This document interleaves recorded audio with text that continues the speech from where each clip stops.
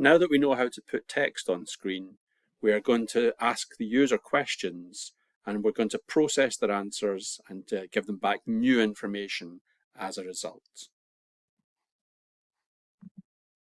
So we've already seen that print can be used with speech marks to put things directly on screen, or with named variables to then put stored information onto screen as well.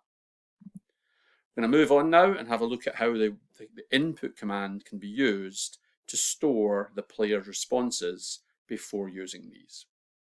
So we're going to use Python role-playing games 0B.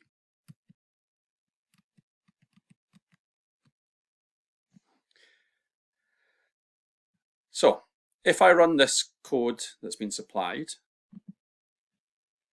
you see that it puts some text on screen. Just readjust these panels, which I can do by dragging between them. My print command at line 3 has said that this world has human, dwarf, and goblin races. And then the input command at line 4 has put a prompt on screen. And a prompt is a question that the user, the player, will have to answer. So I'm going to then type an answer here. And my answer is, which race will I play? I will play a dwarf. Players can ride unicorns, wolves, or war pigs. What will I ride? I will ride a unicorn. How many animals are in my pack? I have a pack of 3 unicorns. And you can see that the information that was stored is then being used at line 11. So line 11 is printing the word your, and then the steed is what was input as what you will ride. So it's collected that from the player, what I typed in, which was unicorn, and then it has given me it back here when I asked to print on line 11. The words can be written by a are all inside speech marks and turning up red on screen, so they will be put directly onto the screen. But then the word race is in black here, which means it's a stored value. So the code is going to go back to line 4, where race was input by the player, and it takes the stored value, which I typed in as dwarf, and it puts it back on screen here as part of the print. Now we can't just give the information back directly as it was given. We can calculate things with it. For example, at line 12, I've said that you will need to buy and then 4 times pack. So in Python, times is an asterisk. It's not an X that you might see in maths. So 4 times pack here is going to work out. I said that the pack size was 3. It's going to multiply 3 by 4 to give us 12. And then it says you will need to buy is in speech marks. So that appears directly. You will need to buy.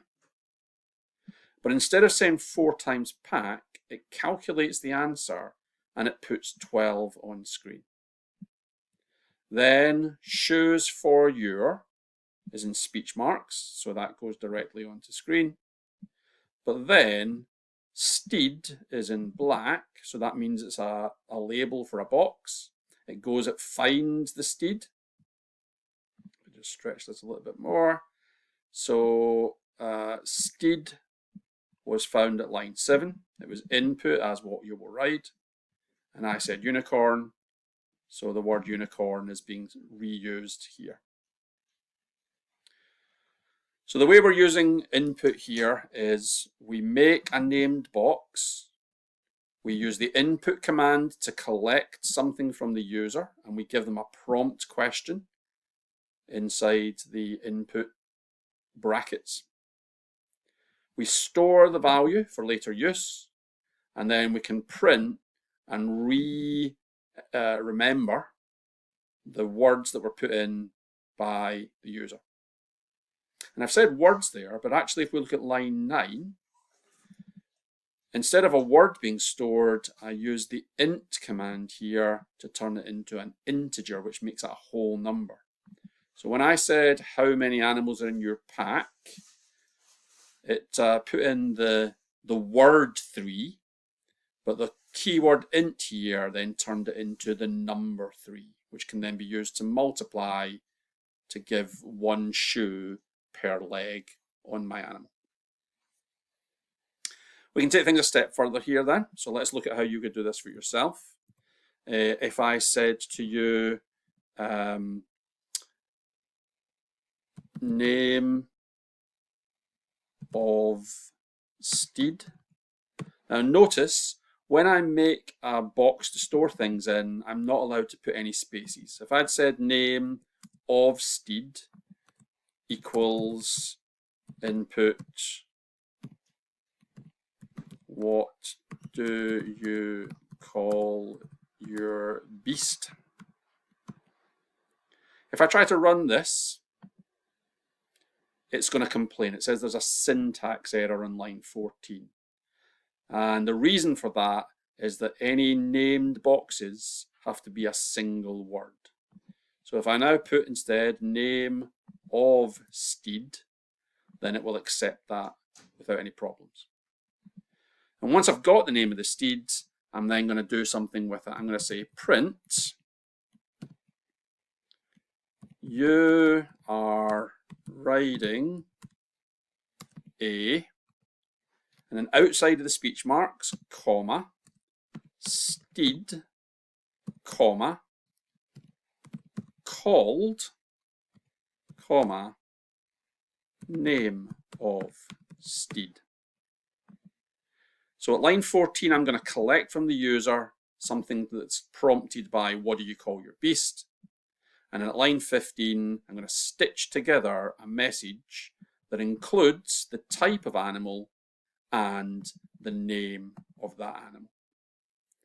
And if I give that a run, what race will I play? Fancy being a goblin this time. Players can ride unicorns, wolves, or war pigs. What will you ride? Clearly a war pig. How many animals in your pack? I've got 20 war pigs. So it says your war pig can be ridden by a goblin. You'll need to buy 80 shoes for your war pig. I should probably have said war pigs plural there. What do you call your beast? And I call it Snorky. And it then says you are riding a war pig called Snorky. So we've managed to create a question for the user, and we've then managed to join that information together to make something new that they haven't seen before. Now, just before we move on, we'll have a look at a few things that have also appeared in this example. So you notice on line 6, it says print players can ride unicorns, wolves, or war pigs. And at the end of it, we have this strange /n/n thing. And you'll notice players can ride unicorns, wolves, or war pigs. Doesn't have a /n/n here. What it does have is a double line gap. So you can space out your text by using \n. You'll find the / key usually just before the letter Z on your keyboard. And this is short for new line, a new line character. It's like pressing the enter key. So this allows us to space out some of these things here. I'm going to add one at the end here. So this world has human, dwarf, and goblin races.